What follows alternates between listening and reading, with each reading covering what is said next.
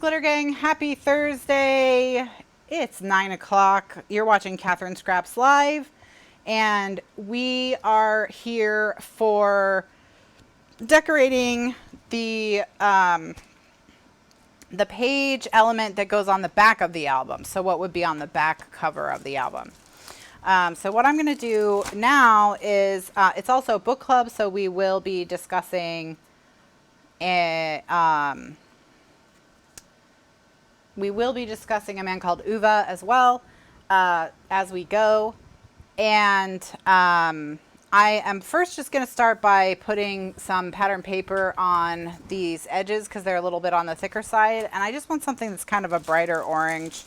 So that's what I'm going to be looking for from here. All right.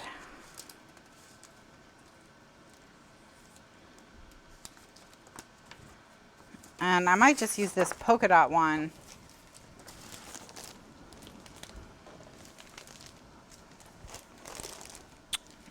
All right. Yes, it is. It's fried green tomatoes at the Whistle Stop Cafe in the title. Okay.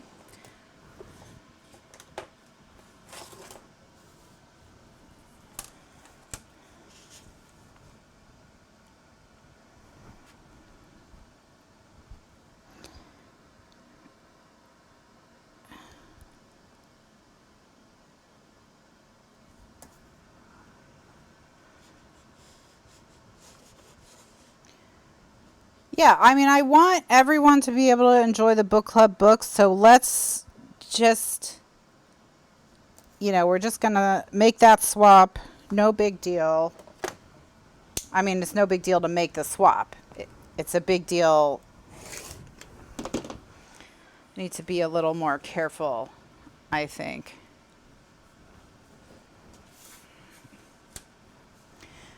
With looking up content warnings.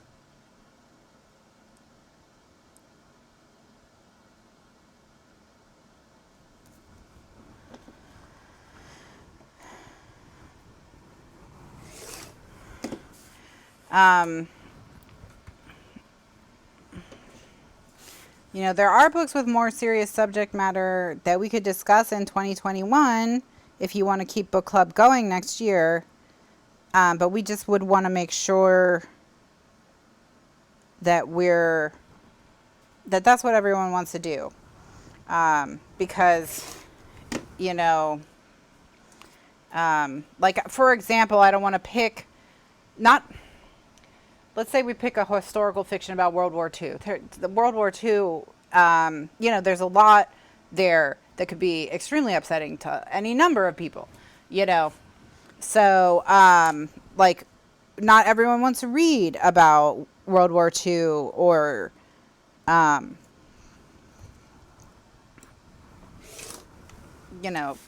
era. So, that's kind of what I'm thinking, what I'm thinking when I pick these books, if that makes sense. And if you want to tackle stronger subject matter one month, I'm open to talking about that. We would just have to be really careful. But this is mostly supposed to be fun, book club, this book club. So I can give recommendations for books with stronger subject matter for people who want to read them. Or more, you know what I mean? Okay, so 8 3/8 for the top and the bottom is the measurement, and it's 3/8 of an inch wide for these strips.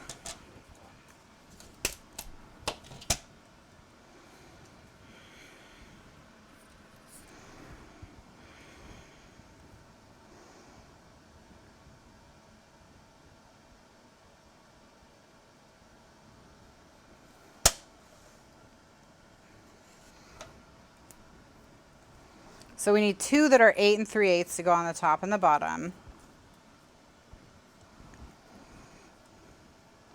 Because I don't want anyone, who wants to make a Halloween project to then have to wade through like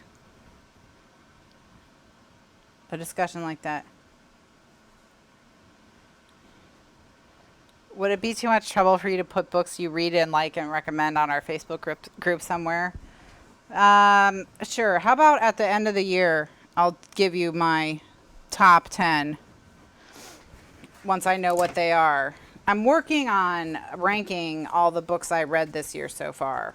Right now, I'm in the process of it. So I will be able to have a top 10. I can tell you what my favorite book of the year so far is, I think. I'm pretty confident it's not going to be unseated. But that is A Brief History of Seven Killings by Marlon James. That's one of the best books I've ever read in my life. So, you know, it was absolutely my best book of the year so far, I think. I can't think of anything else I've read that would even come close. I would be stunned. I would be stunned if I read a book better than it before the end of the year. And then 10 and a half on the sides. 10 and a half on the sides. Yeah, the wedding. Can you get Kathryn's recommendations by following her on Goodreads? Only if Kathryn were to tell you her Goodreads information, which she has not done. So.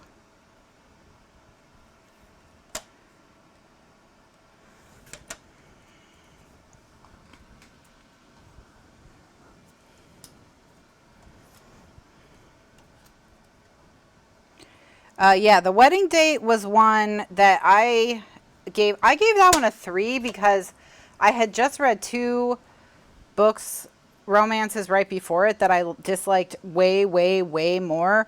So like by contrast, The Wedding Date seemed amazing.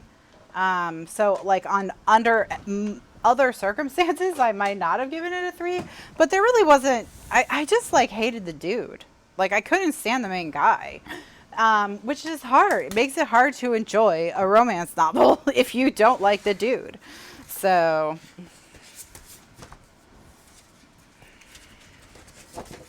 he just bothered me. Not in the way I think the author wanted him to. I wasn't hot and bothered. I was just bothered.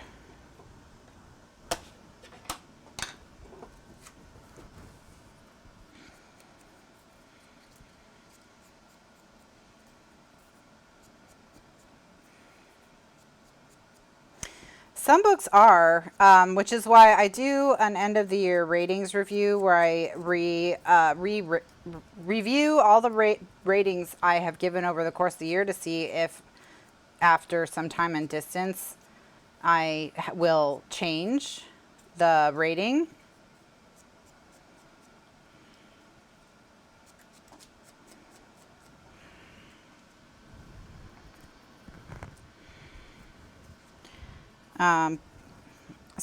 And I have already actually skimmed through my ratings and revised a few of them.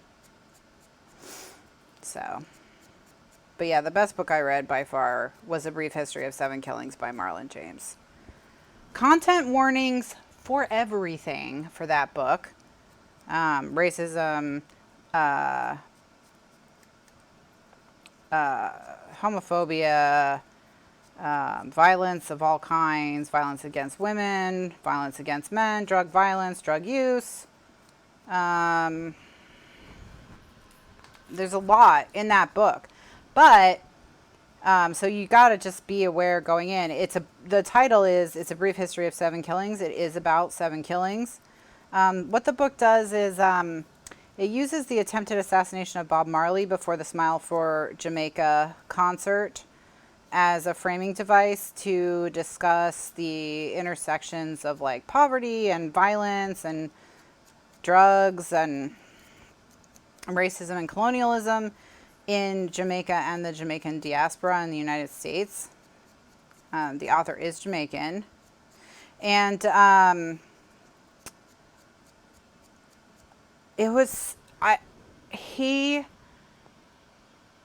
his character voices were some of the best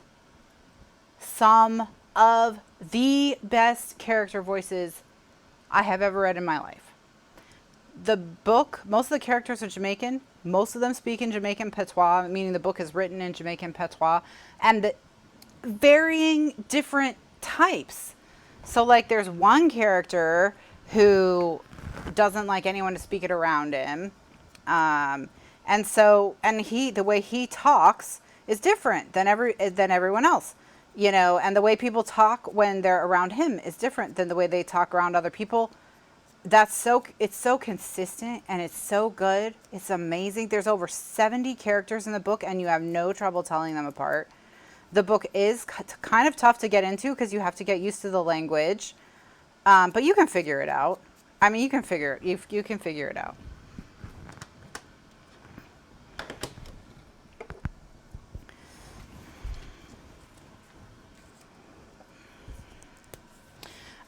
But yeah, it's a rough book. One of the deaths was probably one of the most harrowing things I've ever read. I was so upset. Hi. So, you know, it's a lot. This book is a lot. It's a lot. Like I was talking about earlier, serious subject matter, handled very well by the author. I thought, I mean, like I said, I think it's amazing. But you've gotta be prepared for it. I mean, but the book is narrated by a dead man. You know, the first, hi, are you helping? Oh my gosh, Tiny. Oh, are we gonna have a tough time with you tonight? Earlier today, you wouldn't even talk to me. That's the best thing I read all year. For sure. It unseated the book that was the top of my list. So that wasn't the book that was on the top of my list. Because I do kind of keep a running list of where I think the books are all going to fall. And I had one book on my list for most of the year until I read A Brief History of Seven Killings, and then that one got knocked down, and that was The Underground Railroad by Colson Whitehead, which is also absolutely worth your time. Absolutely worth your time. There's a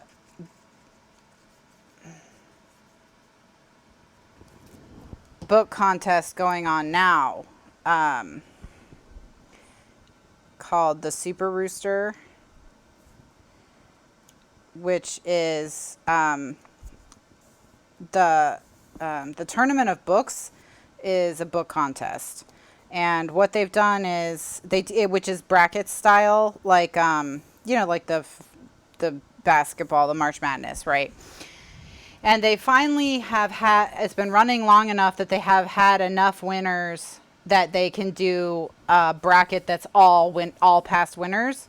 So the Underground Railroad was one of them, and it went up against Sally Rooney's Normal People, and the author the judge of that particular bracket dismissed both books as being juvenile and for children, and then basically just picked Normal People, and I was appalled.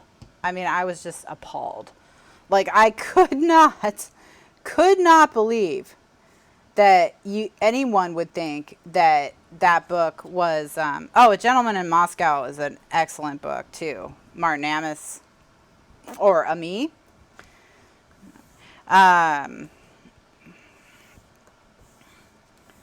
I mean, I just was so furious, and I immediately went to the comments, and then everyone in the comments was like appalled as well. So I felt better, but I was just like, what the heck? I mean, that book also, Underground Railroad. I mean, it is about the Underground Railroad, so it is pre-Civil War American South, deals with slavery and escaped slaves. Do not go into that one without knowing what you're going into either. It's a National Book Award winner in the adult category, by the way, despite, I guess, being for children. So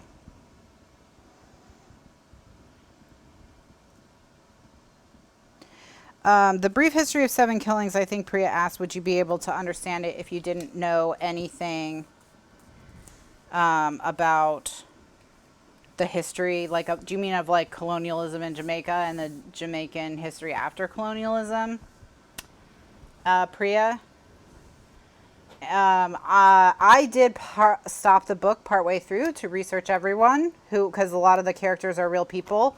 So I did start I did do some research. I did pause my reading to do some research because I just felt like I needed more context. So I would say that if you don't want to do that, it might be a tougher row to hoe for you. The name of the book again. So the best book I read this year was A Brief History of 7 Killings by Marlon James. And then the one Unseated, which had been the best book I read this year until I read that, was The Underground Railroad by Colson Whitehead, which I considered for February book club. But we ended up going with romance instead. Because I thought about doing National Book Award winners by Black authors in February, and we may do that in 2021. So that may be how we do a book with more subject matter. But that got derailed because I didn't want them all to be downers. I wanted to try and find like a Black Joy book to put in there, but I couldn't find one in the National Book Award winners. So what I might do is in February of 2021, we might just abandon the National Book Award part and just do award winners. And then maybe there can be one in there that's like a Black Joy book. But it'll just be up to you to choose. You know, I'll have one, you know, but I think you could handle the Underground Railroad discussion because the Underground Railroad is magical realism, so there are some fantastical elements to it that can give you a little space, emotional space from what's happening. Now, sometimes that can make things feel more real and more horrible, but sometimes it can give you a little bit of room to talk about them without being too upset. They don't always hit everyone the same. But I do want to do something in February with black authors who are award winners. So, hi. Yeah, you're so mad. Okay. So we've done that. So now we've got, when you open this and you open this, and the first thing you see is this. So when we do this decorating, we need to think about all three of these areas together. But I'd be happy to read the Underground Railroad again and discuss it if we want to do that next year. Well, it's only a few months away. So, because I do think it's important to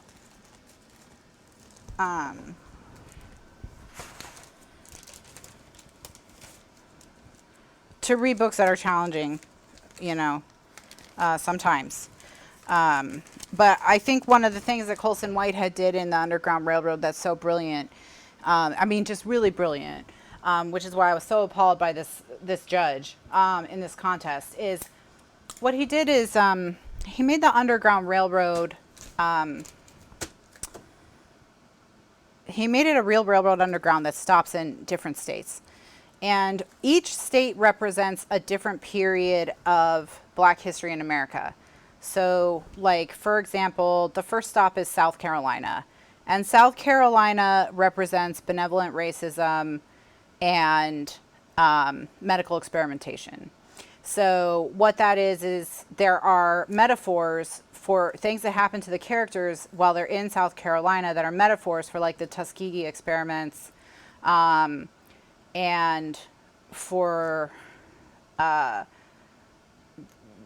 less overt kinds of racism where they're you know, white people are helping, you know, that's the guys, but they're actually doing horrible things. And so he's able to explore all of these different phases of the civil rights movement from you know, Georgia represents the South in the 1830s with the cotton boom in its full horribleness. Okay, so that's where the book starts. But like the farther she gets away from Georgia, the further forward in history, the things that are happening to her become metaphors for. So he literally explores in the railroad the history of the different abuses. It's genius. It's just genius. So, you know.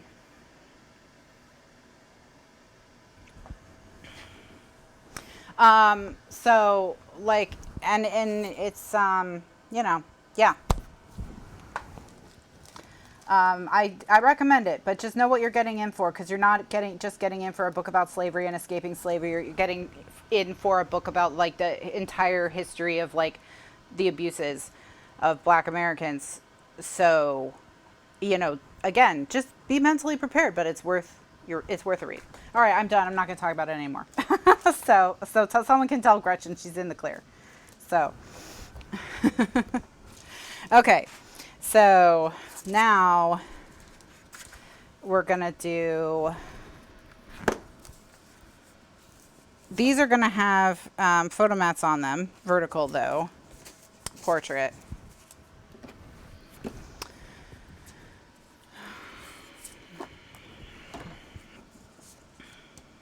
I'm going to get 4 of them because we'll do the fronts and the backs.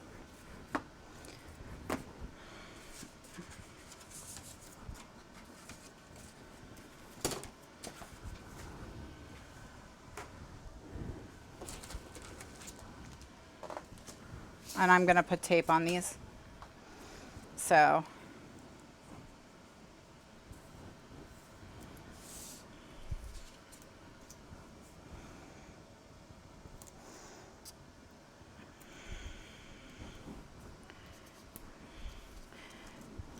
Yeah, so I think that Ellen asked me earlier what my holiday break is.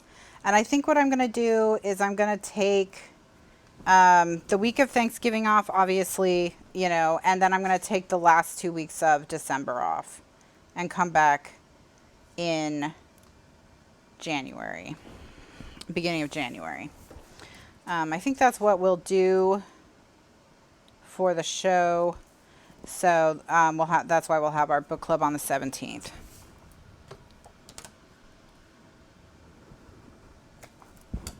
It's actually available at your library, Gretchen. Amazing. So, now my goal this year was to read 52 books, and I have read over 100 now. So I did a lot better than I hoped. Most of them were okay. Candy says her library has a 20-week wait, so it'll be ready for the February book club. Oh my gosh. Poor Candy. Poor Candy. Oh, good job. Good job, Ella. Ella got her 52 in. I mean, the goal was to read 10 books this year, so honestly, I'm pretty pleased. We didn't even need our second month off. We only had to take 1 month off. So,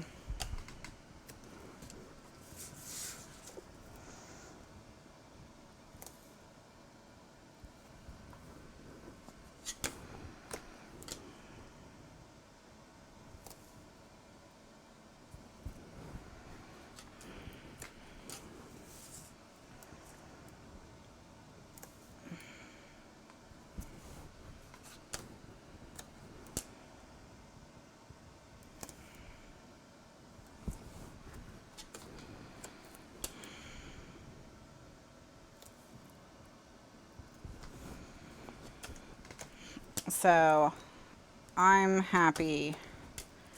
We can keep doing book club. Priya says this has been a good year for book reading for me too. Lots of unusual books. It's always good to read unusual books, I think. It's fun to, well, you know, it's fun to have your comfort reads too. You know, not every book has to be challenging literature. Not even most of them have to be challenging literature, you know.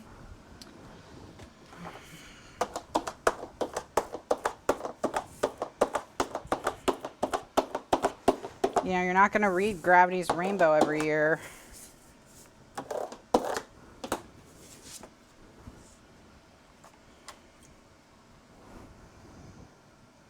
Infinite Jest.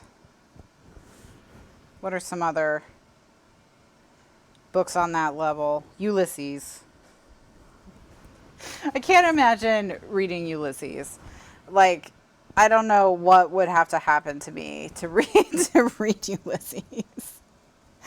So, I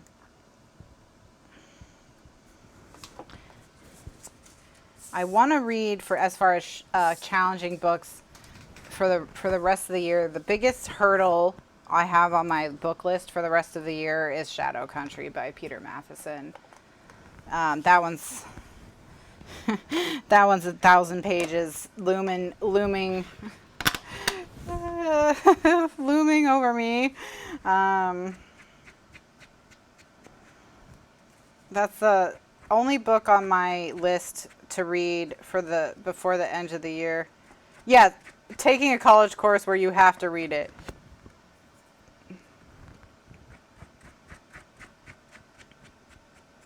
Exactly. That's why you read Ulysses. So somebody made you. Somebody made you. All right, so back to Uva. All right, sure. So, the major themes that we talked about were so far were mortality, you know, and just end of life issues, and you know how people handle them, and how we handle them as a society. And then we talked about the importance of community as well this afternoon. So the major theme that's left is bureaucracy and government, and the difference between like legal and illegal, right and wrong, fair and unfair, just and unjust, right? So that's a major theme that's explored in the book, and I think it's explored in tandem with the theme of community. Because Uva, over the course of his life, he has a number of run-ins with the government that are very difficult for him. Usually they don't go his way, or the ones that did go his way, like getting the wheelchair ramp at his wife's school so she could do her job and teach. Those were very hard won. You know, they were very hard. They required lots of battles. Okay, so we have 10 3/4 inches to work with here. And so what I want to do is we're going to subtract 6 1/4. So 10 3/4 minus 6 1/4 is 4 1/2. And 4 1/2 divided by 2 is 2 1/4. So we're going to stick these 2 1/4 inches up from the bottom. Okay, 2 1/4 inches up from the bottom. So he has, oh, and his cat, we have to talk about his cat.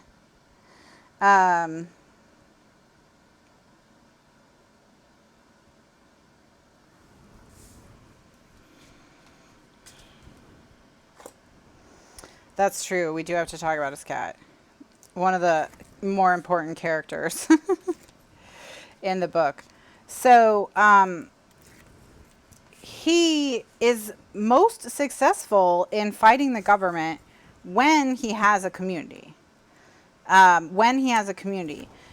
this made me think of de Tocqueville when he wrote his books about democracy in America. One of the things he talked about is that Americans were great at organizing. you know, that was one of the things that he had to say in favor of Americans. Like, whatever they wanted, they organized themselves within their community and they got it figured out. So, you know, he talks about that kind of tendency to organize as being, he thinks, really integral to the persistence of democracy in the Americas. You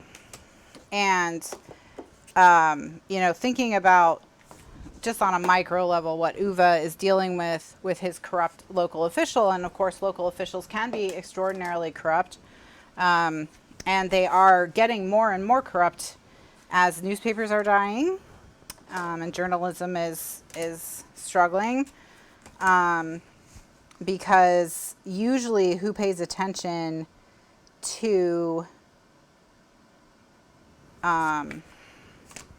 local politicians is local newspapers, but local newspapers are the ones struggling the most. So, so I, you know, now he has a local newspaper that he can turn to in addition to getting help from the members of his community. Uwe does.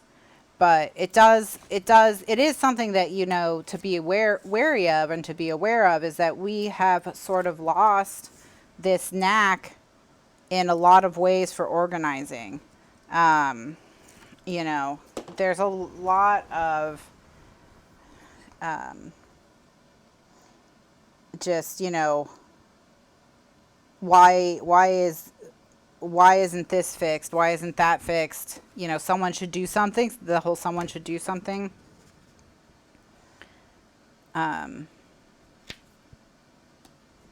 You know, and I think that they kind of go hand in hand, is breakdowns in your local politics and breakdowns in your community and breakdowns in your community being able to get together and get things done. You know, and keeping your local government in check. Like, those are all tied together, I think. So I thought that was also very interesting, just as like on a kind of like a meta level. In the book itself, you know, there's definitely like this struggle that Uwe has where, you know, he's definitely got this really strong internal compass, where, you know, things are either right or they're wrong, you know, and he doesn't have flexibility, and he can be rigid, you know, but he wants to be fair, I think, and he sees the government as very unfair in a lot of ways, and I think that's because laws can't be written for every single person. You know, we try to write a law that's going to work for the most people it can. We do our best. So, you know.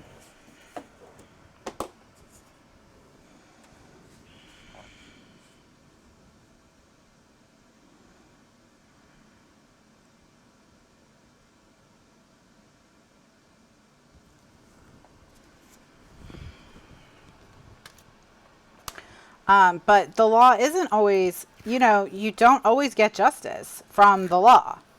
You don't. And, you know, like a lot of things, you know, the more money you have, the more justice you get. So, you know, Uwe doesn't have a ton of resources that he can put towards problems, you know.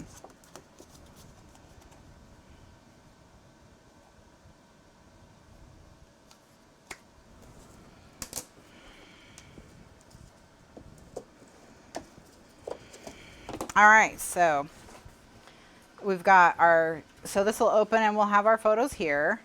So now we just need to add paper. And so we can just add 2" by 4 1/4 by 2" strips of paper at the top and bottom. So this is another place to sprinkle in some cute scraps to get more patterns in the folder. And we can use these skulls because we have, okay, yeah, we've got 5 by 10. Yeah, we're good.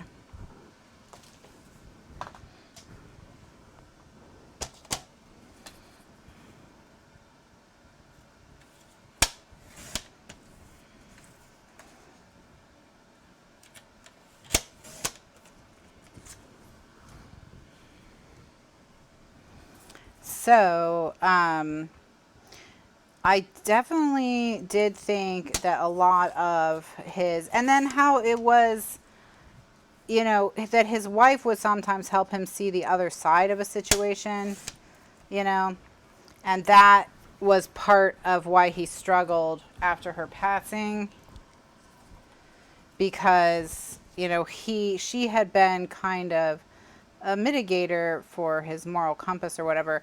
But then I do think that Parvana kind of fills that role a little bit as well, you know, helps loosen him up and helps explain things to him, so that he can be more accepting and less judgy, and things like that. So, you know, the idea of, like, you know, sometimes you need someone else to tell you or to help you see a situation that you yourself can't see clearly. And that it takes everyone's point of view to really find out, you know, what needs to happen and what is the right and what is the wrong, because we only see ourselves one piece of anything, you know. And we need a lot of different perspectives to get a full picture.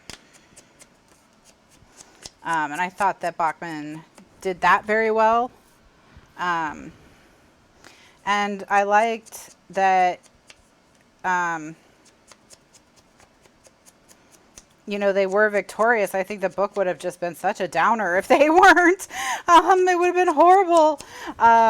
So, but yeah, but this book, I know the book sounds heavy, and it does, like I said, it deals with a lot of heavy themes, but like, he has this grumbly garbage trash cat, like, like the demon kitty that we picked up, that just has decided it's going to live with him, you know, that's just how it is.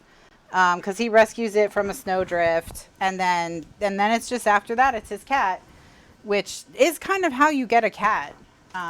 You know, sometimes you save a cat, and then now it's your cat. That's just how it is.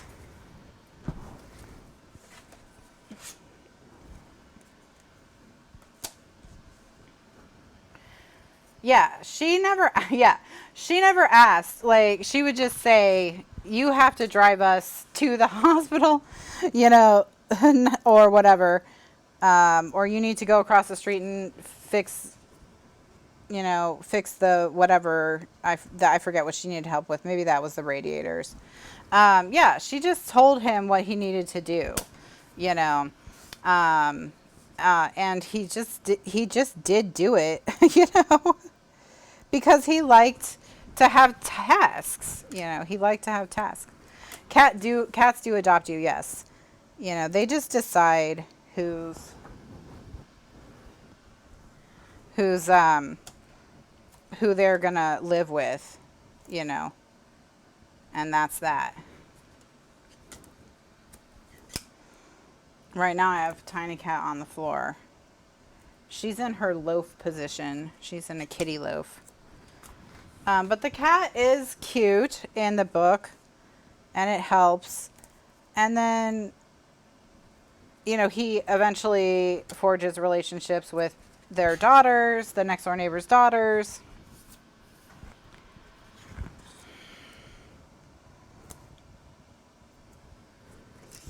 And that's good.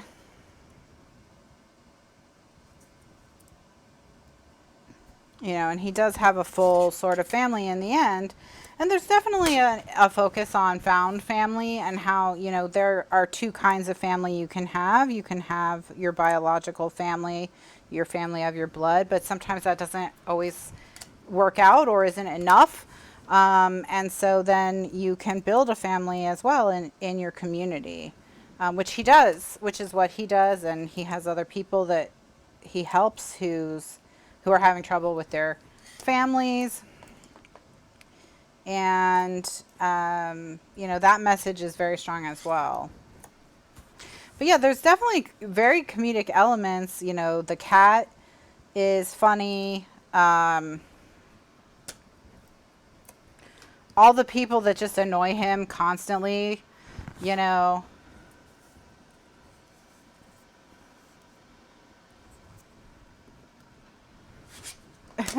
Joyce says she has a soft spot for grumpy old curmudgeons.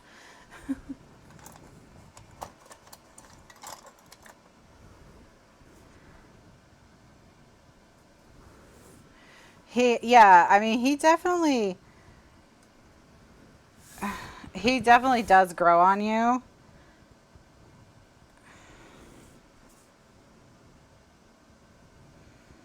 That's for sure.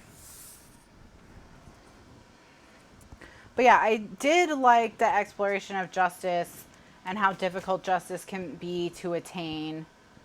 Because I think that is accurate. You know, it is not easy to get justice. So that was the other major theme that I wanted to talk about, and just the bureaucracy. But also the theme of acceptance is the other thing. Like, you know, that's part of, like, as Uva is working through like the stages of grief, you know, during the book as well, and you know, he does finally come to acceptance and realize that he wants to stay, and he's found meaning in his life again, and you know, and it ends happily.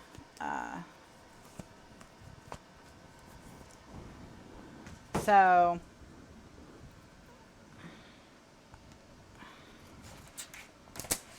I mean, is it a little predictable? Yeah. I mean, I don't, you know, but it had a lot more depth than I was expecting from the plot summary, I guess is what I'll say. So, does anyone else have any thoughts or things they wanted to discuss in the book? I mean, there's a lot of plot in the book, for sure. Like, you know, the neighborhood really puts Uva through it, you know.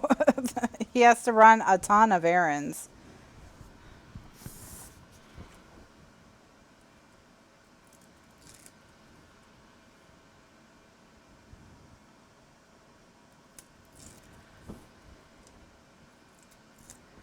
So,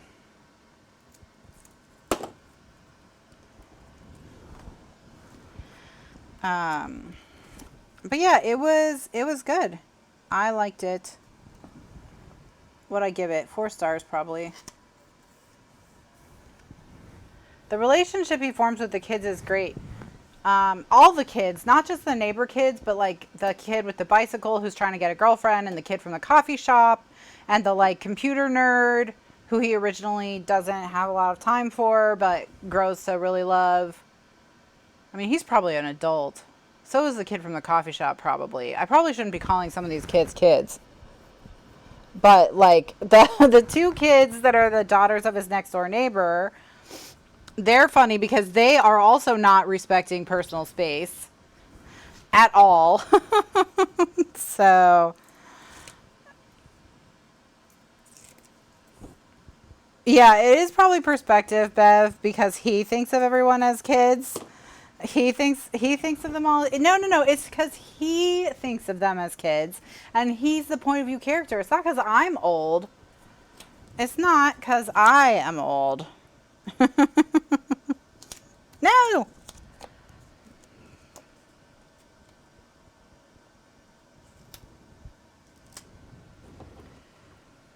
Yes, when he thought the girls were selling him the saffron rice. That was really funny. I mean, there were so many funny moments. I mean, how uptight he was about people driving in the community was great, too. His little patrol that he always went on, and eventually the cat would go on it with him on the patrol. Well, I think that it's pretty clear in the book that Parvana knows during the car scene. You know, because, like, what else was he doing in there? But I don't know about I think that's when she figured it out. Is that the last one? Yeah, I think she knew. Or, yeah, at the very least, like Priya says, had a very strong feeling. Because it said in the book something like she looked at him gave him a funny look or something, you know.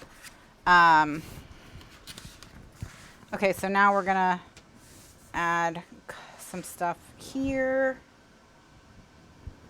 And I do want to maybe do some more strips. We'll probably just use that orange again.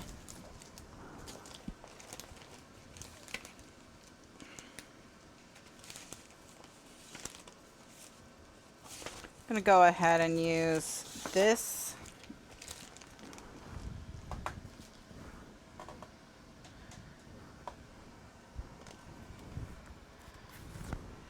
Yes, he does want to take his car everywhere with him. It's true.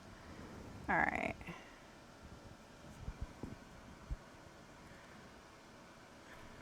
The cat. Yeah, the cat goes everywhere. The cat goes everywhere. Well, and I like how he talks to the cat and the cat does answer him back, at least to his satisfaction. Because I do feel like I'm having conversations with the cats around here sometimes.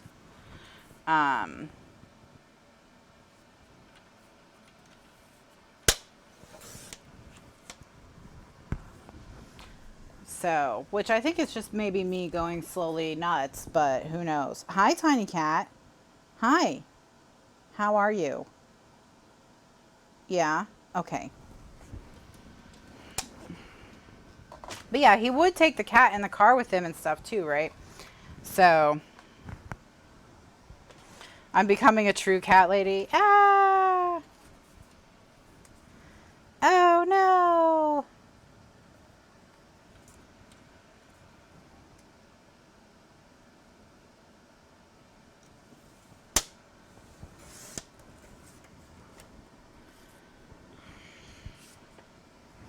I'm just trying to keep it so that they, you know, they stay going, the pattern goes straight across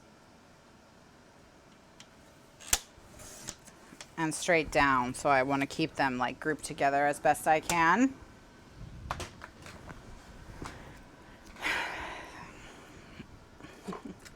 Does anyone not have conversations with their cats? Well, probably not. I mean, there's probably if you have a cat, you talk to it. Whenever you have conversations with yourself all the time, that's funny.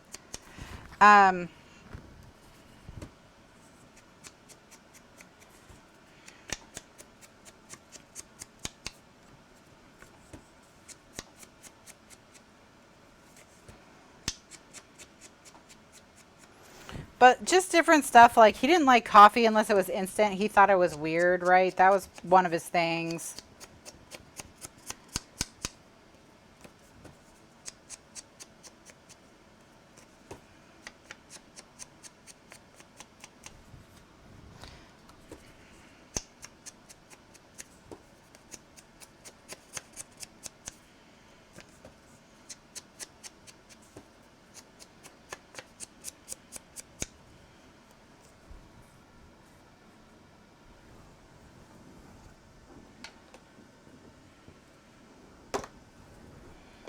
All right, so now I'm gonna stick these down and I'm gonna do it one at a time so that I can keep their patterns together, you know.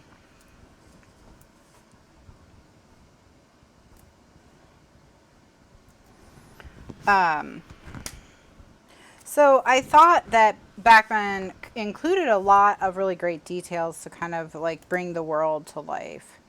And the book I was expecting to be more just like hijinks with the neighbors slowly drawing him out of his shell. I didn't expect as much backstory about all of his experiences and what he'd been through, which was a lot.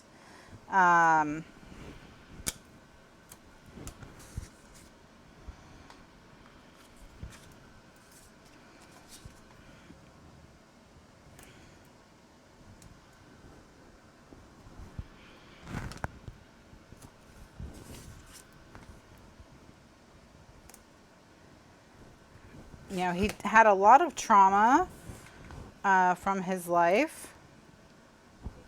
Hi, Tiny. Hi. I know. I know. I know. I know. Some days it's just too much talking. It's just too much show. I know. I know, I know. It's so hard. It's so hard to be tiny like you. So difficult. This is what I get for saying that she didn't talk to me all day. I brought this on myself.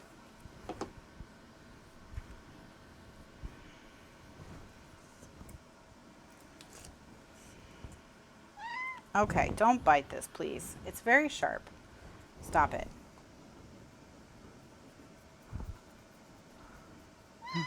Oh, there you go. There you go.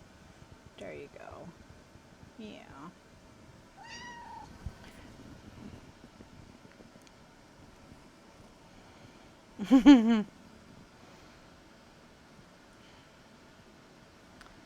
It's too hard. It's too hard today. It's too hard. Oh no. Oh no. Okay. Okay. Okay. You're okay. You're okay. Stop it. Stop moving. Oh, oh, no, no, no. Okay.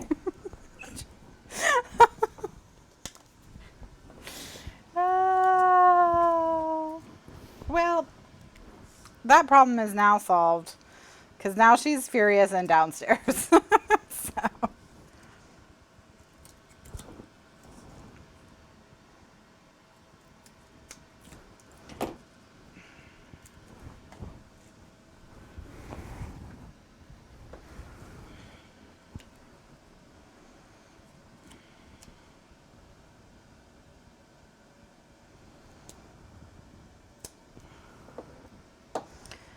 Luckily, the paper fell off when she jumped down, so I still have the paper. Phew.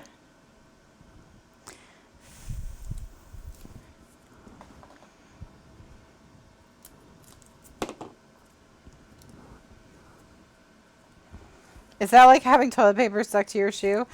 Maybe. She had a scrapbook paper stuck to her heel.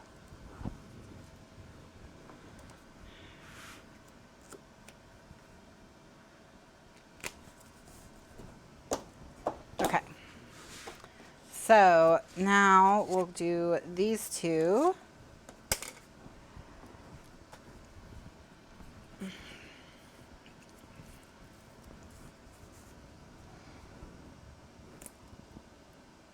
But yeah, the main thing that I was thinking the whole time I was reading A Man Called Uva was that I needed to go around and introduce myself to my neighbors.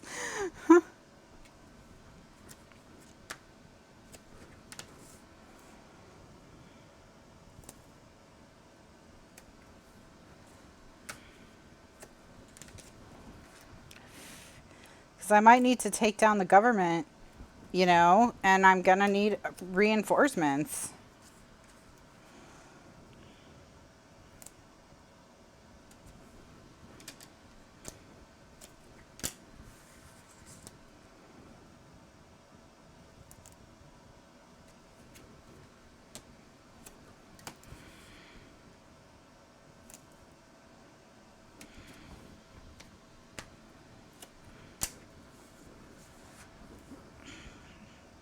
All right, anything else? Any other thoughts that anyone else had, or did I cover it? But yeah, that one, and now I'm looking forward to seeing the movie. So I'm going to watch the Swedish one. And then there's going to be an American one with Tom Hanks. Well, that's what I was thinking, Gretchen. Maybe I do have a cool neighbor and I don't even know it. You know?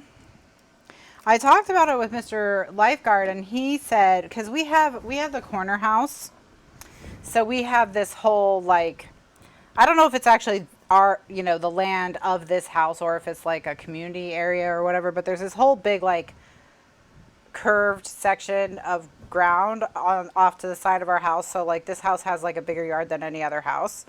And he did say what we should do is get a bunch of chairs and put them like 6 feet apart and have like beer and margarita and whatever, and put the fire pit out and just put up a sign that was like, hey, you know, come on over if you want to, basically. And I was like, yeah, Maybe I'm the cool neighbor. What if I am the cool neighbor and then I go around and I meet these people and then I'm like, okay, well, let's never speak again. So that would be terrible. I'm sure that's not the case. I'm sure that's not the case.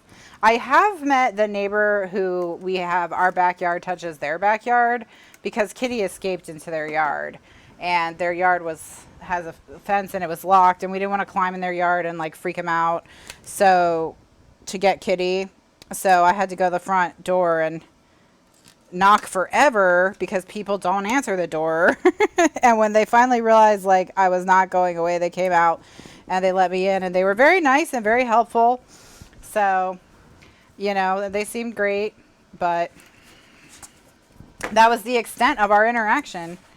Okay, so I think for this area, what the little strips, I think we need orange again. So I'm just going to do that same orange. Kitty didn't just try to escape. She got all the way out. Kitty is a master escape artist.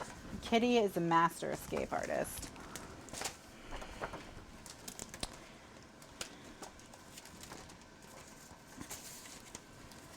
Okay, so as long as this is 10.5, I can use it, and it's exactly 10.5. Well, no, I don't want to use it. I don't want to use it because it needs to go in 2 different directions, because, you know, some of them need to be going cut this way, and some of them need to be cut this way. So scratch that. I'll use this. Or maybe I'll use this. I'll use this. Maybe in small doses we'll like it better. She was probably looking for food. Well, she probably was, because she's a major hunter. You know, whenever she escapes, the first thing she does is go find food and bring it back to the house. So, I mean, I hate, like, she has a really strong hunting instinct, and she was a rescue, so I think, you know, that makes sense. But, I think,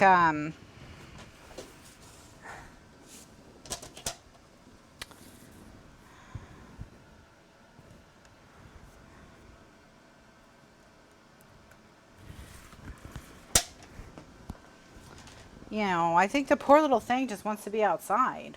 You know, I think she just doesn't want to be. Serve shots. They'll be sure to come. Maybe my poster will just say Jello shots. Free Jello shots.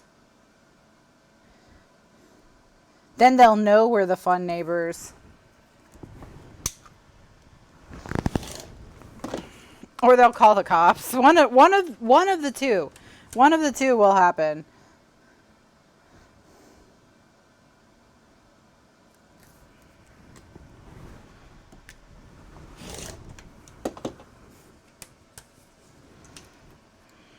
All right, and then we'll take 2 from this direction.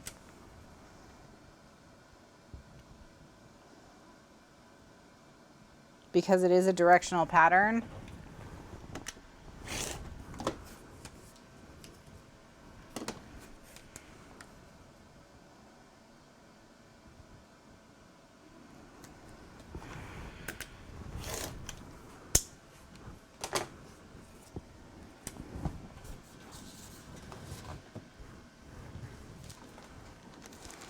But yeah, I definitely think this is one of the books I've liked the most so far from all the book club books.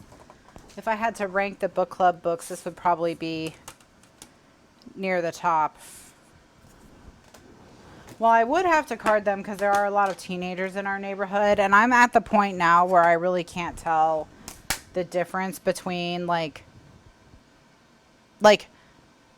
I was on a college campus, and honestly, it looked like a middle school convention. So obviously, I am old, because I could not tell. I could not tell. So yeah. All right. So what do the ones on the sides are 10.5.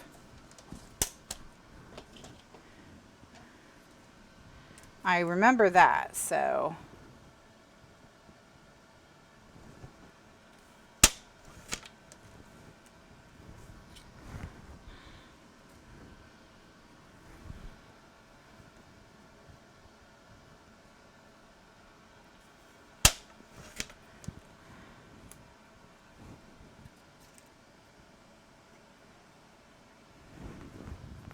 You'll like Anxious People as well, Judy says. I'm looking forward to Anxious People. I put that on hold. There's a wait at my library, but I'm looking forward to Anxious People. And I've heard Beartown is great also. Every Morning the Way Home Gets Longer and Longer is extremely sad. That one's just like a real tearjerker. Like I teared up at Uva, but like Every Morning the Way Home Gets Longer and Longer is way more intensely emotional. But yeah, I've heard nothing but good things about Anxious People. So, especially because it sounds like he kind of does try to address the whole like we're all connected all the time, but we're also isolated thing that we've talked about as we've talked about A Man Called Uva, when we compare Uva's situation to like our situation in with social media. So I've heard that he touches on that, and I think he would do a good job with it. All right, so this is 8.5, so I'm gonna do 8.25.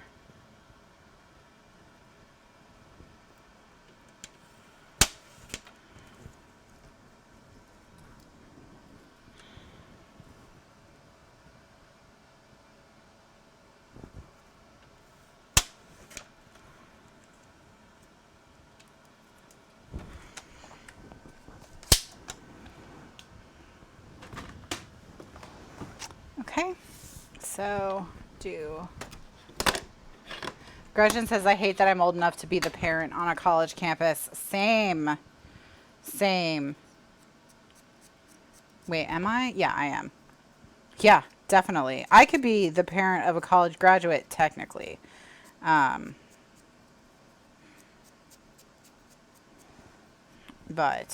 I would be a very young. I would have gotten pregnant young. But, you know, I was 22 when I graduated college. I'm 40 now. So, yeah, I could have an 18-year-old, you know.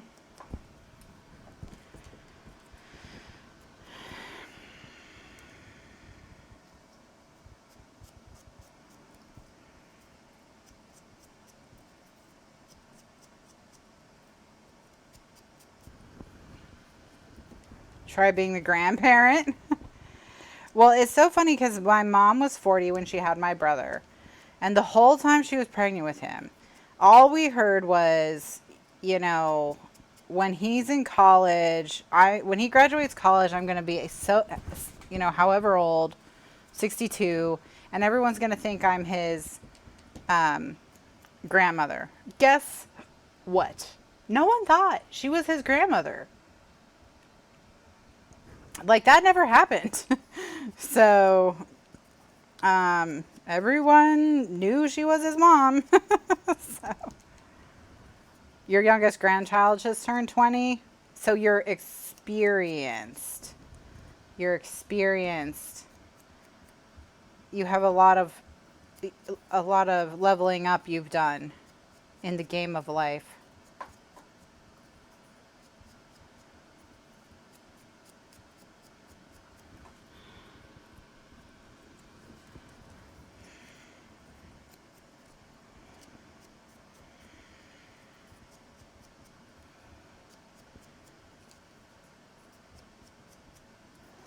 Oh, I voted. This is the last show before the election, so if you haven't voted already,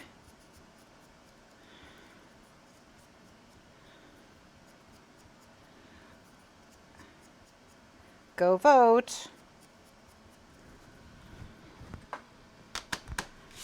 Go vote.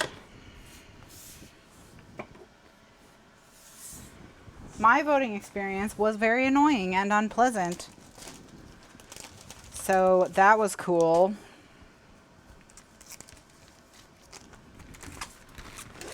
That was great. But I voted in person, and our supervisor of elections built a website for the 2018 election where you could go online and see what the wait at every poll was. And so I've been watching it, waiting for a window, and I saw that my poll didn't have a wait. And my sister had said that she wanted to run errands with me that day. So I was like, well, when the poll doesn't have a wait, we'll bop over there, we'll do the voting, and then we'll go run the rest of the errands. So I get to I get to the line, and Reckoning by John Grisham. I haven't read John Grisham in a while. I read a bunch of his books a long time ago.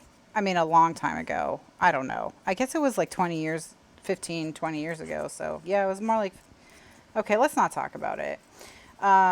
It was, but I want to see what he's up to. That's actually,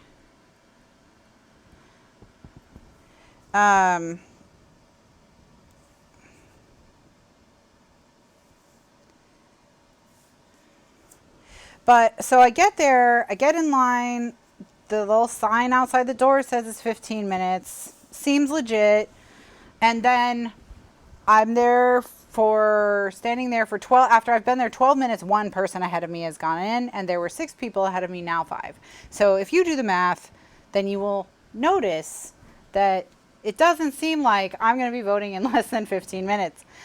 So I'm already kind of like preparing to very politely suggest that if they haven't already, they need to update their wait time with the polling thingy so that people can make good choices about where they're going to vote. And I was going to say it nicely, but miraculously, a bunch of people then like whizzed through, and I got inside literally at 15 minutes. Now, did I vote in under 15 minutes? No. Did I get inside the door in under 15 minutes? Yes. So whatever. So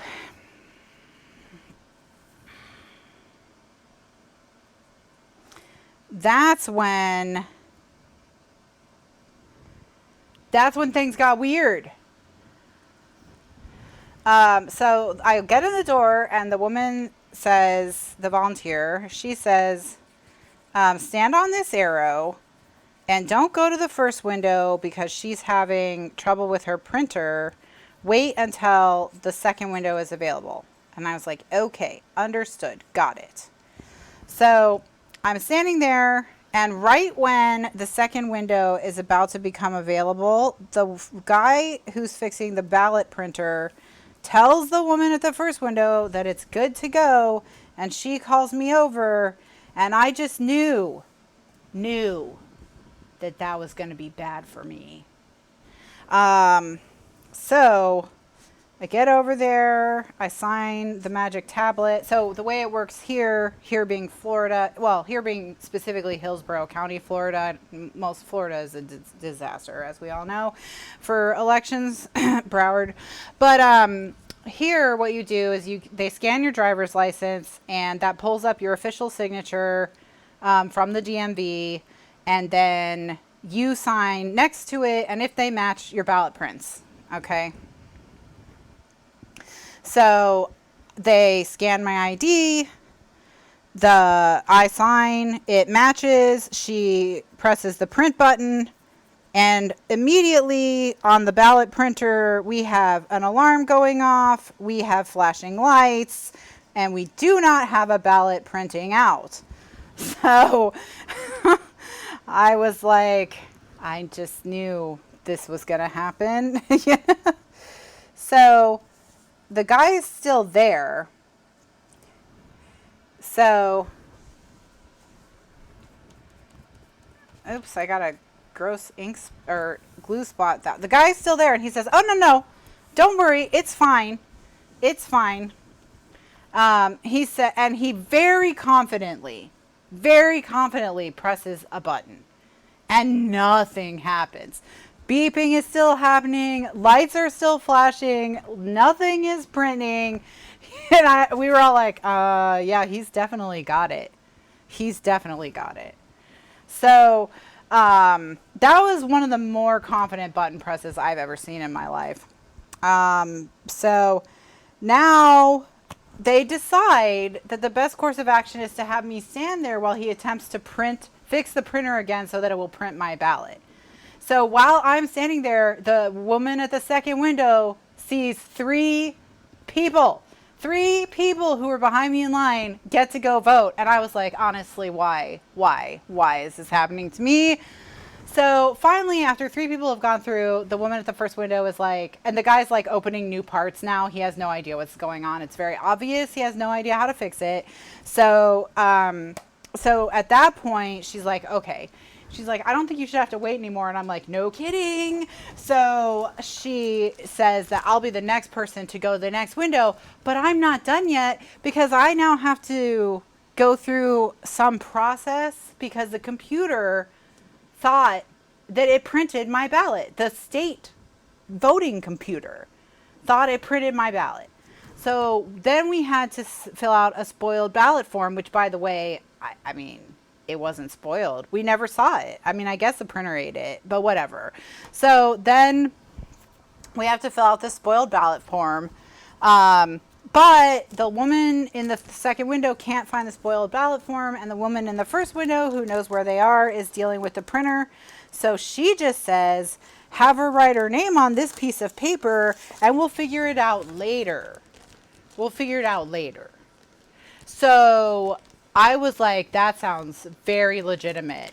Very legitimate. So so we go through the magic computer thingy, scans my license, says ballot spoiled, new ballot printed, accept, I sign, matches, prints, I go vote. I have to vote for a million friggin' judges, a million friggin' propositions, or, you know, a constitutional amendments, including a constitutional amendment that in order to have constitutional amendments, it has to pass twice.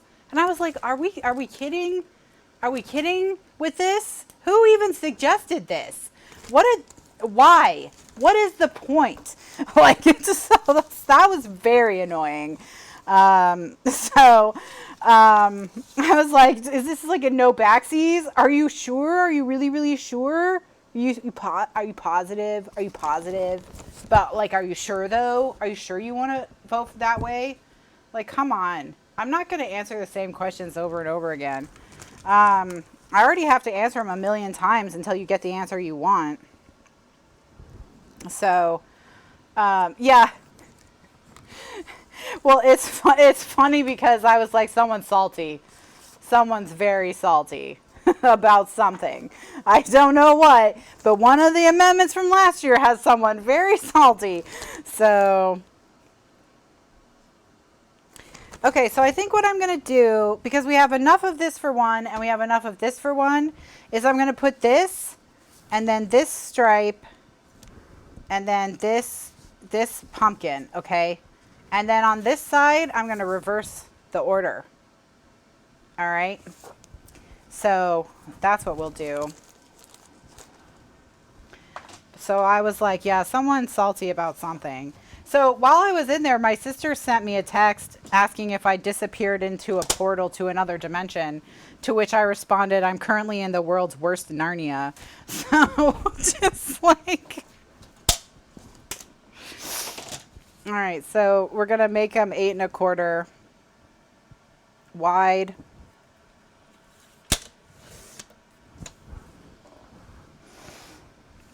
Because it's 8 1/2. And then whatever this one is, I'm going to cut it. I'm just going to cut it in half. So it looks like it's 7-ish. So I'm going to cut it. It's not quite 7. So I'm going to do 3 1/4.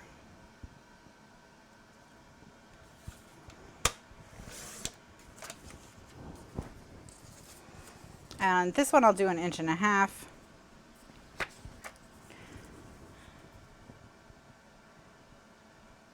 So that whole thing was so irritating.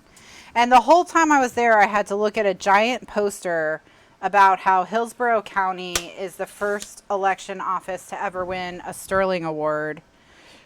And the Sterling Award is this thing in Florida that's been around. I'm going to do 1 1/2 inches of these. It's been around since the early 90s, where any government office that thinks it's very good at the thing that it does is allowed to apply to get a Sterling Award. And if the committee actually thinks that they are the superior office doing that thing, then they give them the Sterling Award. And now you're welcome, Jill.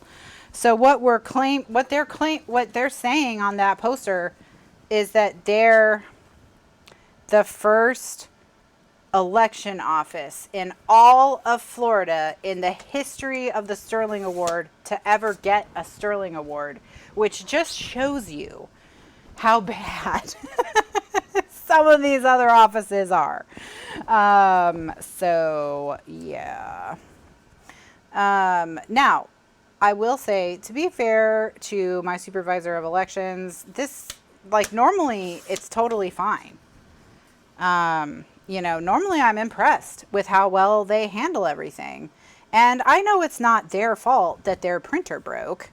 Like, that's just, you know, these things happen. That just is what it is, right? That being said, it is their fault that they didn't let me go next in the line. So, like that I had to stand there forever waiting. That's their fault. My sister was like, they probably don't even count the spoiled ballots unless it's the end. I think you know, if it had... Well, and they had someone checking the administrative portion of ballots outside the door of our precinct. So there was someone standing by the ballot box who was looking out. So most ballots that are rejected for administrative errors. And one of the things that they did, or which is, that's if you put like something, there's something wrong with your name or whatever. And so what they did with our absentee ballots here is it came as a wrapper. So it was like a series of long papers all stuck together. And it was wrapped one way with all your, like your address and everything on the outside to send it to you. And then you voted on it and then you wrapped it around the other way. And so then the only thing, so all your stuff you voted for was on the inside, and then all your address and all that your name, your address and all that was on the outside. So the part that people mess up the most was on the outside to be checked. So they checked everyone's ballots. So hopefully we won't have too many absentee ballots rejected for stuff like name, address, whatever. So, so they were checking absentee ballots. I thought that was a smart design for the ballot, and smart to have the poll volunteers standing outside to check the ballots, especially because standing outside in Florida, it is October. It's still not pleasant to be outside. So hats off to that woman for sure. And they were taking shifts. Like when I was there, there were two different volunteers checking the ballots. So, so that was, I thought that was good. You know, that they were there to help people fix, you know, not to like look at how they voted or anything like that, but to fix any administrative errors that might get their ballot rejected on technicalities. So I thought that was good. I mean, you know,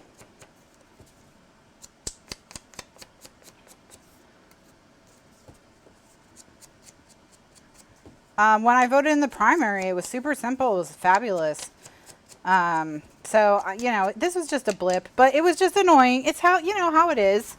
Like when it's you know, that has to wait, it's like,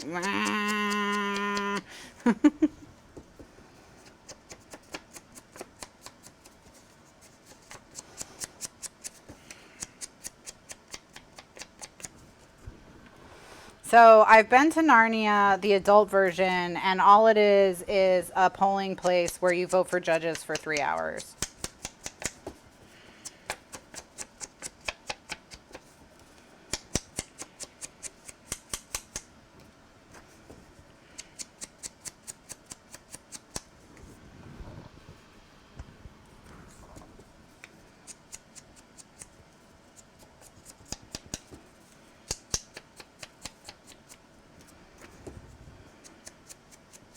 But anyway, I voted. It's done. It happened. My vote definitely got sucked into the vote sucking machine. So it's in there. I followed all the directions. It's not going to get rejected. Everything is cool.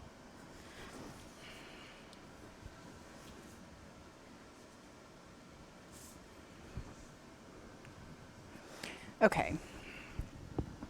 So I'm going to put these on with ATG since they're on the inside. And I think it'll be okay.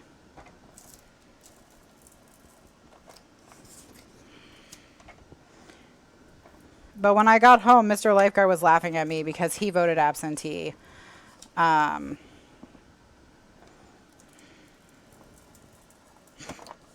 So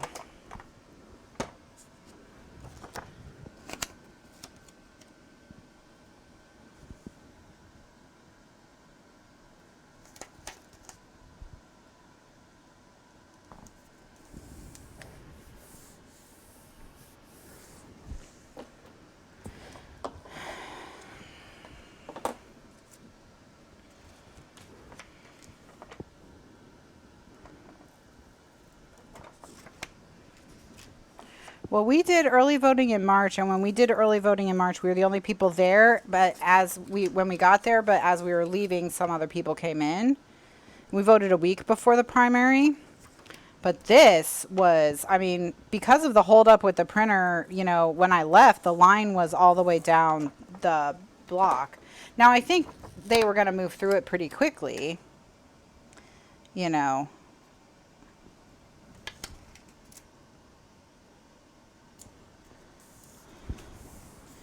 But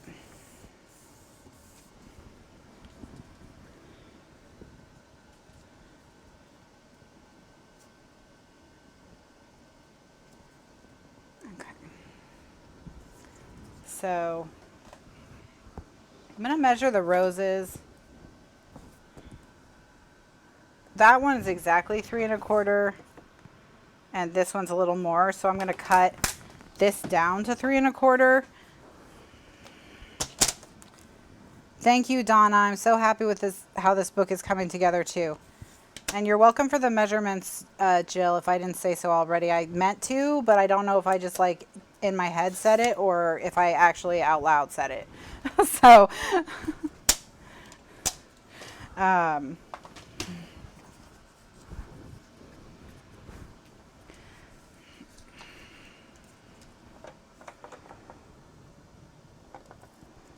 I like books like this one where you have opportunities to use plenty of patterns of paper together.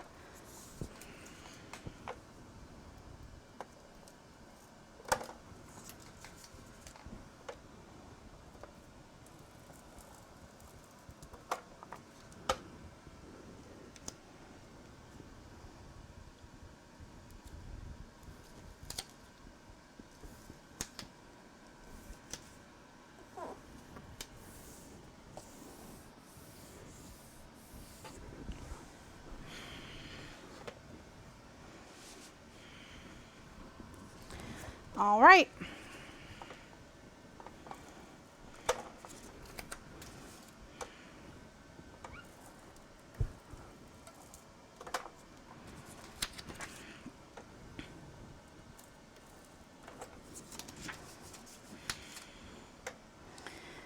Looking great. Oh, I'm so happy.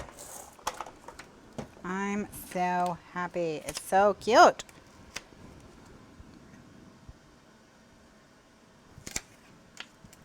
No, don't stick.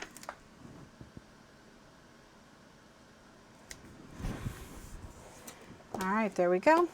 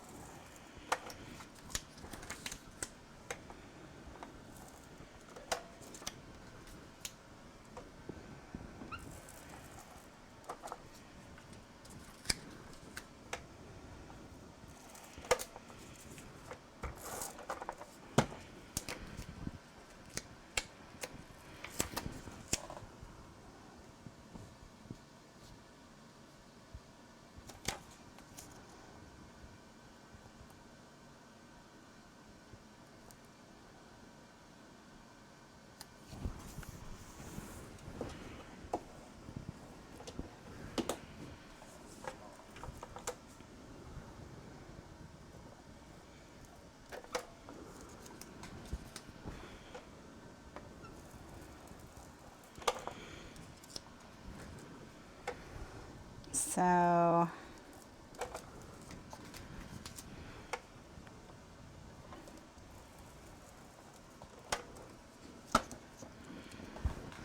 I have the yellow side on here, and again I'm going to put it flush with the flowers. All right, so we have more of the floral than the orange. What a beautiful spread with the flowers, the stripes, the plaid. We've got this little whimsical star pattern here, just a little touch of it. We've got the cats. All right, so here's what I'm thinking. I'm thinking we put like a photo like here and like here. What do you think? And then maybe like a card next to them. You want to do that? We should mat them on black cardstock though, right? And let's find some cute cards to go with them. Let's find some cute cards.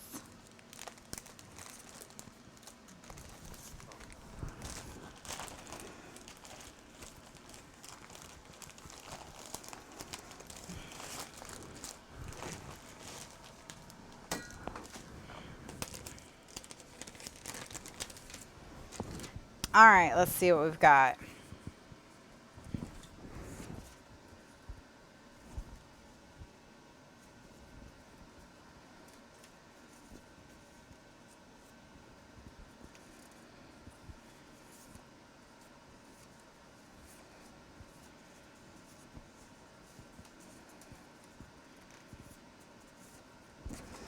All right, so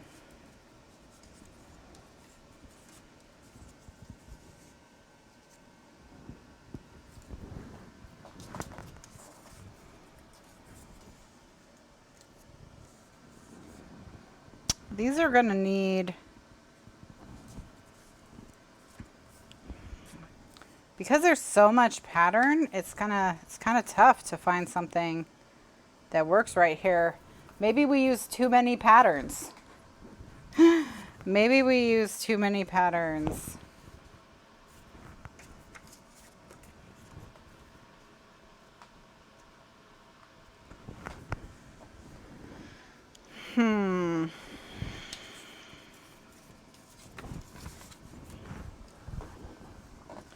Let's look at the square ones.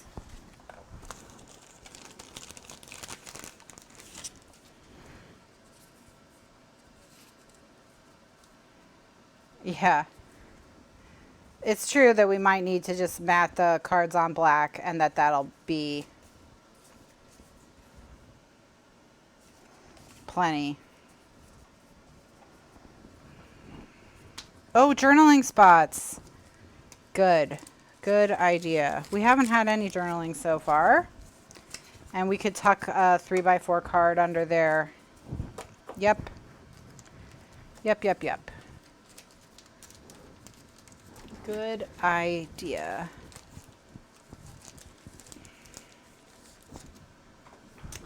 Good idea. Now, could we make a fun and different journaling spot? What could we do? What could we do? Think, think, think, think, think.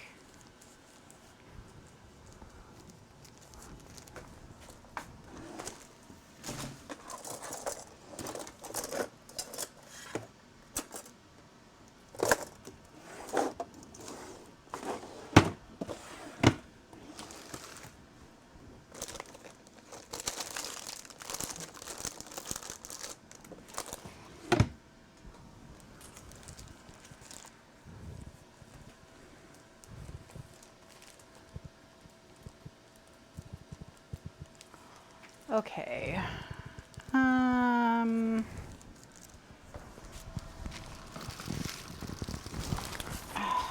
No.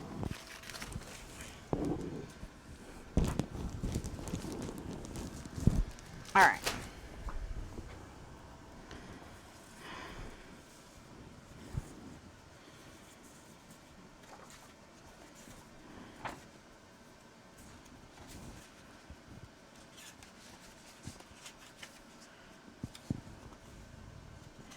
What I want is like a journaling spot on something around this color, something around this color.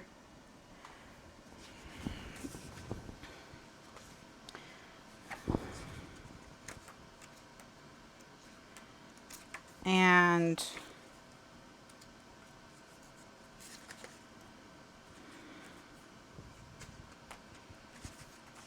I think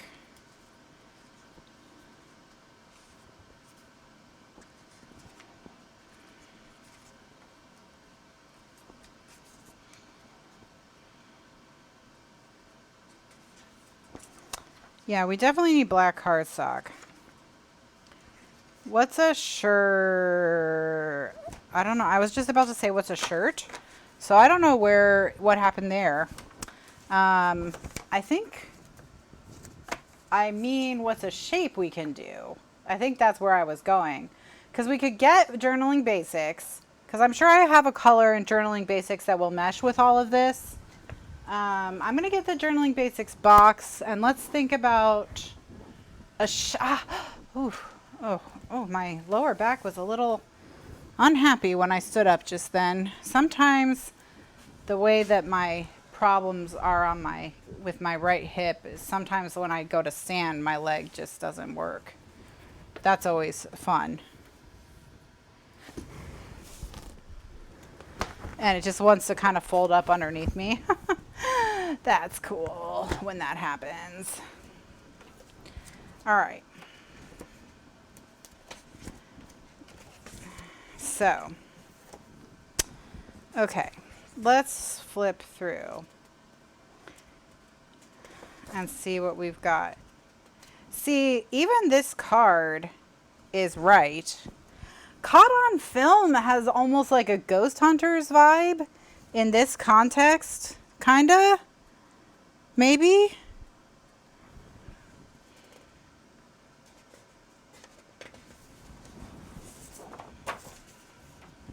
I'll put it on the top.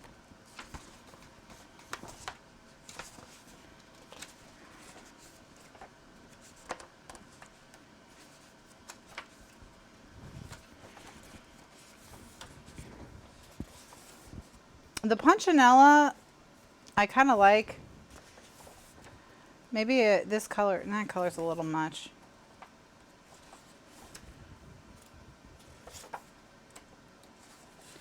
I think this is the one, this one. I think this is a little too warm. Yeah, this one is the right one.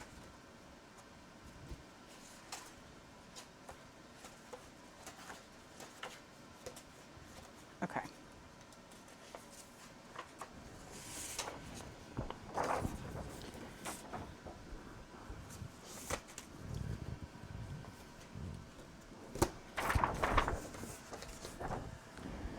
Of course. Just put everything on my trimmer. Now I have to put everything on my chair because I shouldn't have put everything on my trimmer. So smart. I'm so smart.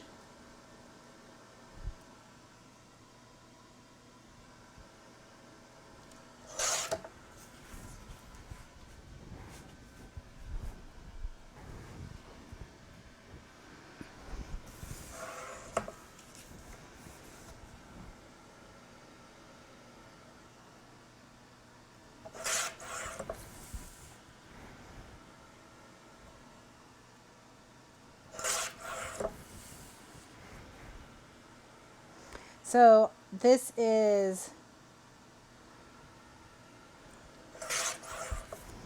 Journaling Basics.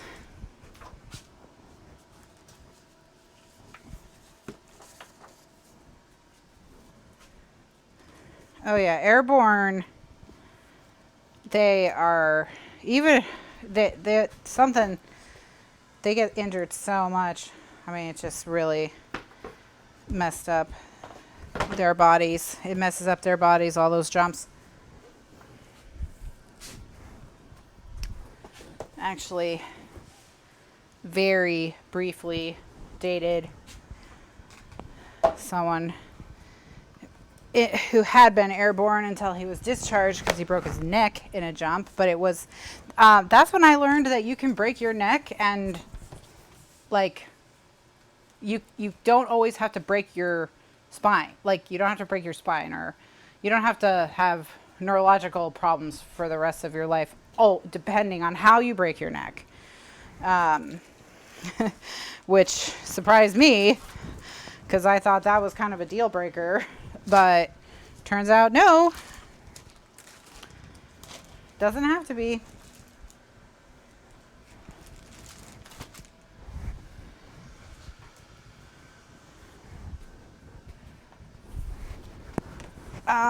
I mean, not like you would want it to happen to you. The recovery was pretty intense, the physical therapy and all that, but yeah.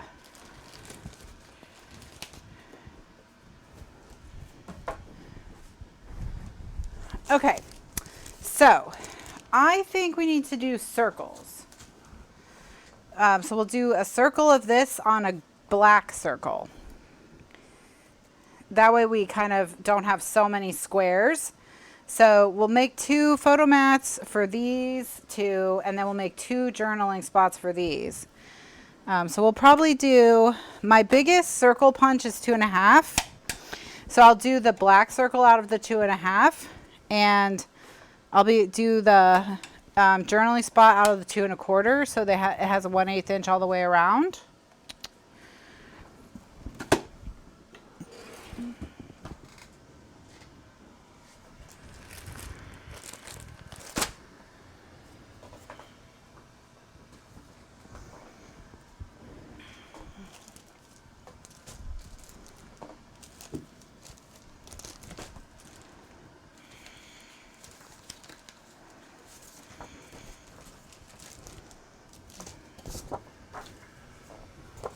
So 4.5 by 6.5 for the photo mat.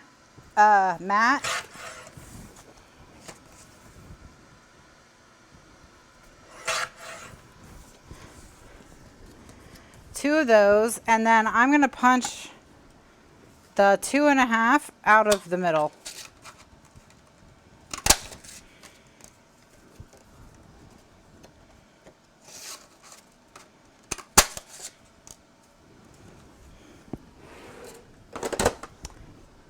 Because we can just cover it up with the white. No one will know it's there. And then for this, I'm going to punch it out of the more grayish area and not the brownish area.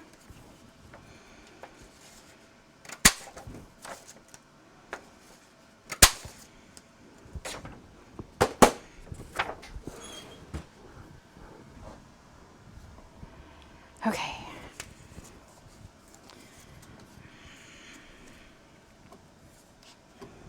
So we'll ink the 2 photo mats and the 2 journaling spots.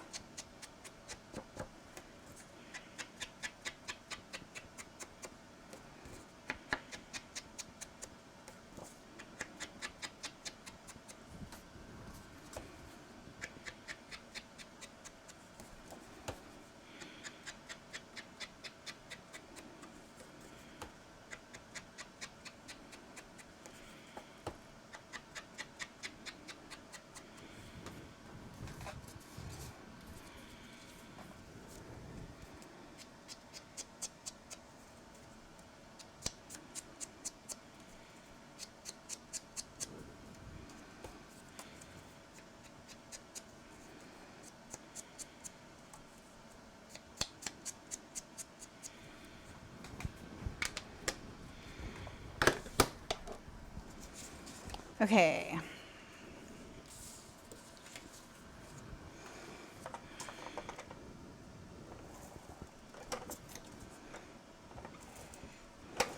So I'm going to put these photo mats down.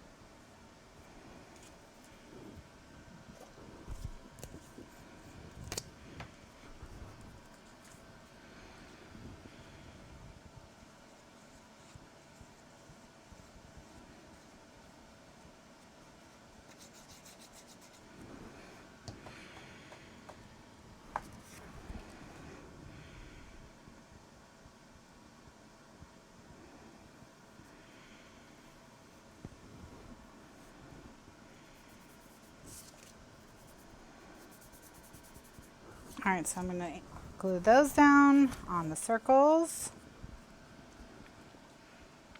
My mom had both her knees replaced, and yeah, it's just so much better afterwards.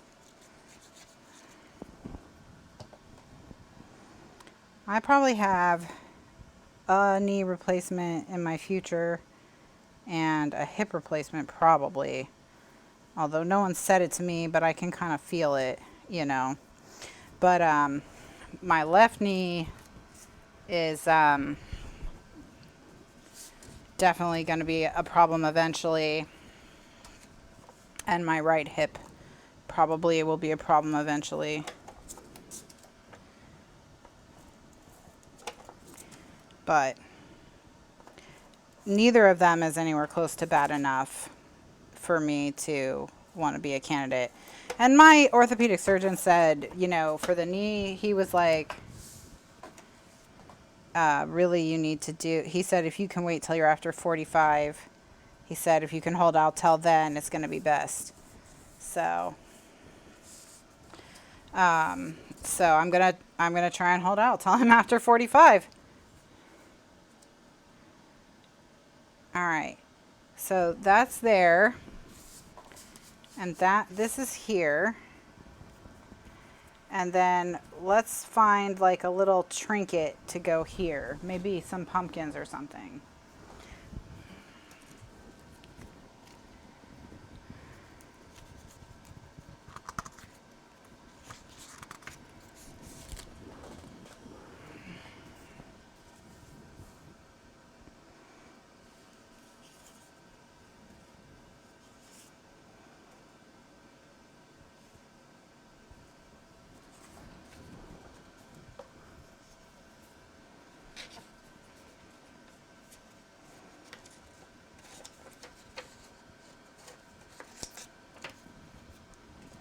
Well, he told me that if I had it any earlier than that, I'd be looking at the possibility of 3 knee replacements.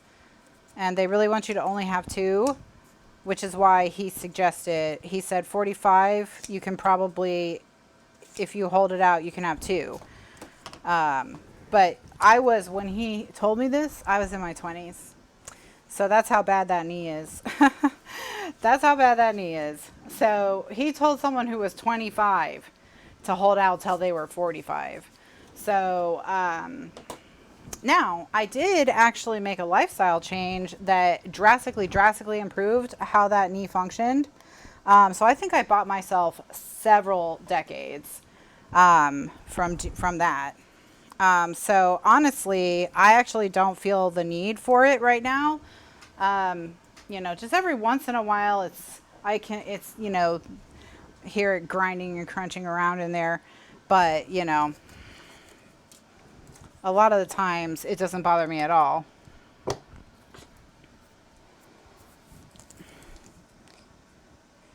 But, you know, what I did is he told me that if I sold my car and got an automatic, that would buy me a lot of time. And even though that was very annoying, and I was not very, not like it wasn't something that was easy for me to do, but he was right. He was. Because I was sitting in Washington, D.C. traffic, that stop and go traffic for over an hour each way and over an hour to work, over an hour from work every day, on and off the clutch, was putting so much strain on the knee. And almost immediately after, and the other thing was he said never to bend it if I could help it. So no kneeling, no deep knee bending. And I made both those changes. I got a new car with an automatic transmission, and I stopped kneeling, and I stopped deep knee bending. And that was it. I mean, it almost completely went away for years, you know, so the pain.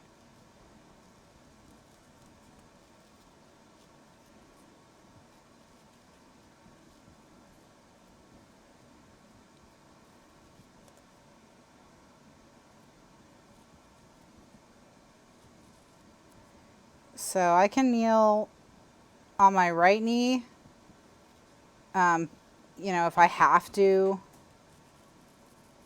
for some reason, do some kneeling. But not on my left knee. So I just don't do it. And deep knee bending, you know, it's not like I'm super sad that I can't do lunges, you know what I mean?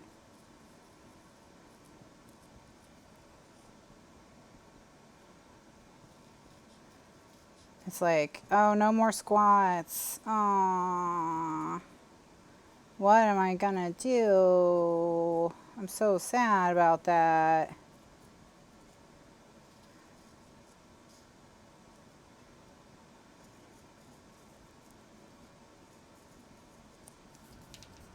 You do wimpy lunges and squats?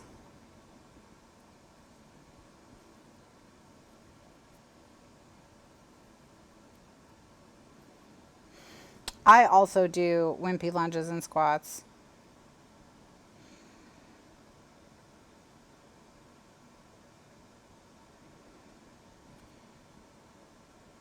Hey, who here has heard of Chloe Ting? Because I did a Chloe Ting workout this week, and oh my goodness. That was no joke at all.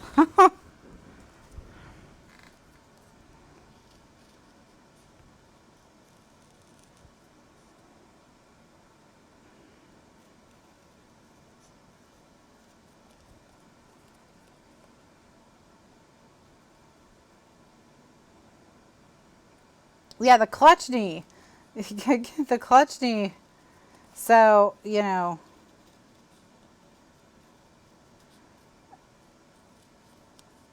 So I haven't driven a stick shift in, except if I, like, borrowed my dad's car, you know, for like a day. I haven't driven a stick shift in 20 years. Because all our cars have had to be automatic.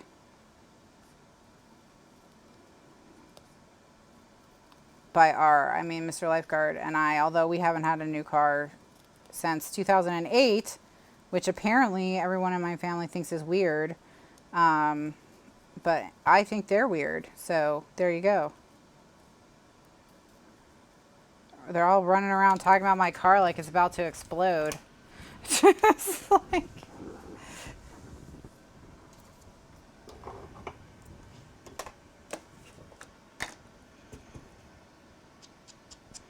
You had to get a sock putter on her.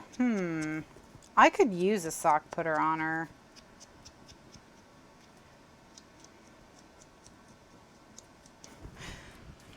These white pumpkins better be super cute when I put them on the page because I went to the trouble of cutting them out. But I think they will be.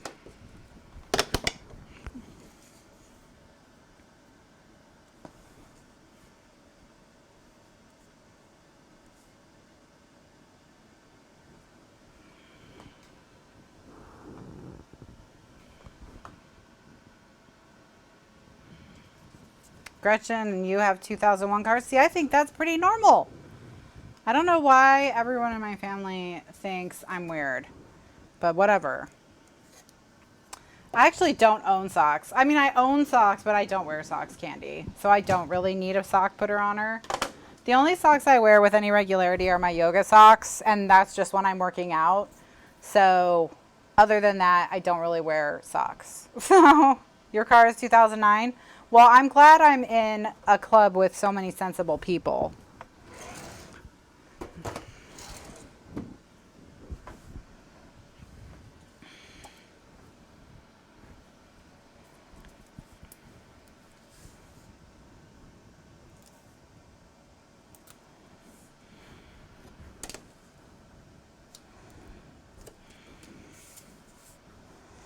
But yeah, when cars were really, really cheap at the beginning of, you know, the current world situation, everyone in my family was trying to get us to get a new car because our car was so old. And it's like, it's really not that old. I mean, people keep cars for like a long time now. You bought a new car. Well, we had good luck with our new Toyota. This Toyota we bought new. But our next car will probably be a 2 or 3 year old car.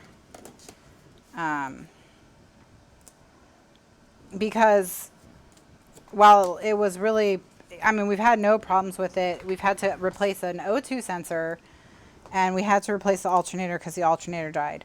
When the alternator died, I had them replace the serpentine belt, so now I don't have to worry about that. We've replaced the battery. You know, other than that, just the normal stuff, tires, brakes.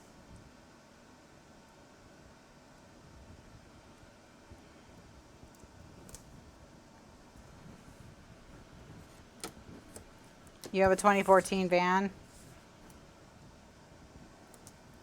I like the white pumpkins too, Kimberly. Thank you.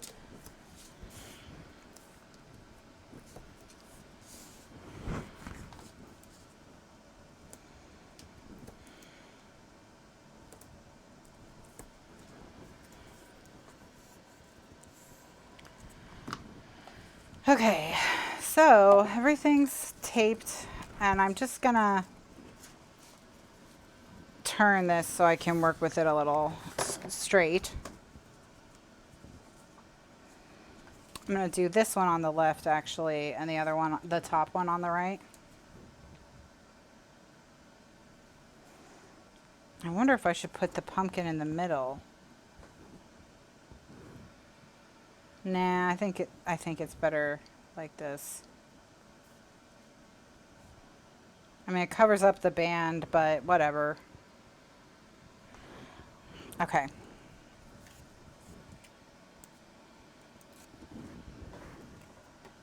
Everybody is inked, yes.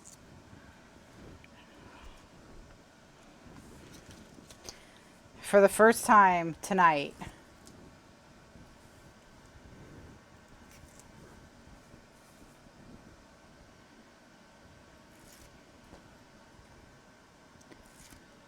Yeah, transmission, I think our if we have to replace the transmission, that may be what does us in.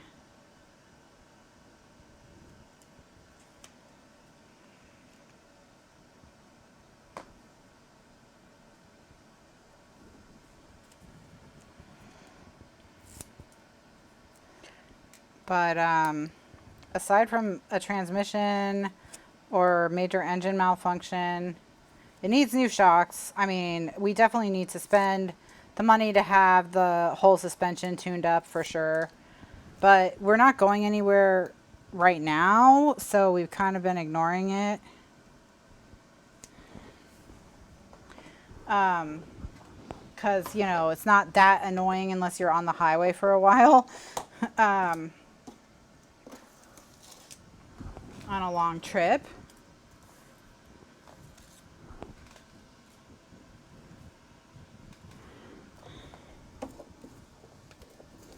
All right, that's pretty cute. So now I'm gonna flip this underneath so that I can reach up here, do this one, do the same idea.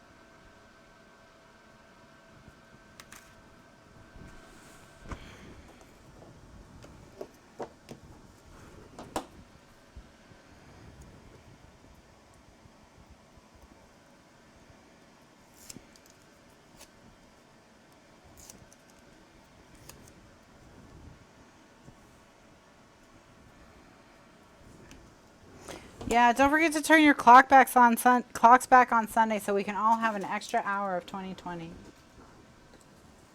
Just what we all wanted. All right. So the only thing left to do on this page, and I know we went over, so I'm going to wrap it up here. But we need to decorate this, and then we have the 3 inserts still to do. But oh my gosh, let's open it up and have the full effect, shall we?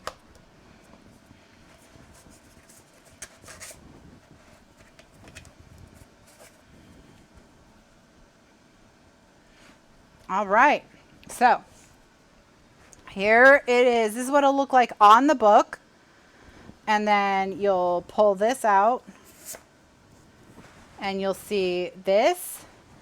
And then you'll pull this down and that's there. And then you've got these and they'll open and we'll do some kind of nice spread here. And then the whole thing will hold 3 8x10 photo mats inside it. Remember, we've got those little skulls back there. So that's that piece. So that goes on, where's the book? This is what goes on the back. So the one we did last week, last week, this is the one for the front. And so this one is the one that goes back here. So it goes back here. So that there's a front and a back element to this. So that's that. So we're just have to do a little bit more decorating on this one and then it'll be done. And then we'll quickly do the extra and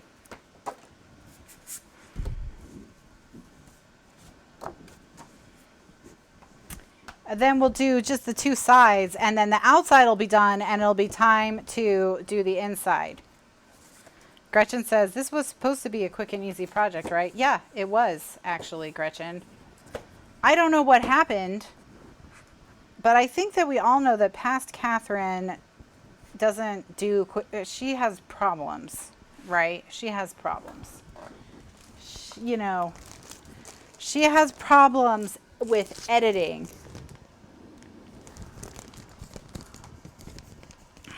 She doesn't know how to stop. She doesn't know when enough is enough. That's her deal. That's her deal. So she gets me into trouble all the time. All the time. Like a little punk. All the projects are too beautiful to be quick and easy. Well, there you go. Yeah. It's for Halloween 2021. It's for Halloween 2021. All right, that's it for me today, guys. The video I recorded this afternoon will be up tomorrow. This video will be up Monday on YouTube. They'll both be in the archives by the end of the night. I'm going to put the voting up before I go to bed so I don't have to do it in the morning. Tiny Cat is still up here staring at me. So I don't know what that means. Probably that I'm going to die later tonight. She's taking this whole Halloween cat thing too seriously. I shouldn't have told her it was her month. So thanks so much for watching. Have a wonderful weekend. Have a wonderful and happy Halloween. Remember to vote if you haven't already. Stay safe and stay hydrated. And I will see you next week at 2 p.m. Eastern USA time right here. Bye now.